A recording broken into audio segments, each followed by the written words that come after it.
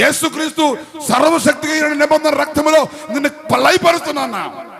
చోదం చెప్ప అథారిటీని వాడాలి, అభిషేకాలు వాడాలి, దేవునిచ్చిన శక్తిని ఉపయోగించి సాతాను యొక్క తలముని లయపరచాలి.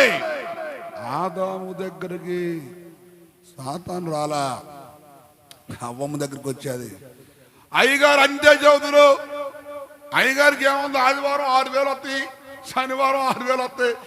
ఇన్నారు వీళ్ళు అక్కలాని వాళ్ళు పెందలాడే పండారంటే ఏంటంటే కారణం, పెందలాడే బాగుండే పండుగ వాళ్ళు అన్నం వండలేదు అట. అది సమస్య. అన్నం అన్నోడే పెందలాడు పండుకుంటాడు. మరి పొలాలు లేవు, బియ్యం లేవు, రాళ్ళు లేవు, పొయ్యి లేవు.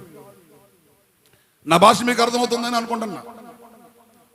దేవుని యొక్క ఉన్నతమైన ప్రణాళికలో, దేవుని యొక్క ఉన్నతమైన ఆత్మ వశువులోకి నేను లాక్కొని రాకుండా నువ్వు గనక ప్రార్థనా పౌరులుగా మారితే, నువ్వు గనక ఉపవాసాన్ని కొనసాగిస్తే, నువ్వు గనక ప్రార్థన చేస్తే, నీవు దేవుడిలో ఉండే వాక్యానుసారంగా నడిస్తే, వాడు సామ్రాజ్యాన్ని కట్టేవాడు ఎవడో లేడు కాబట్టి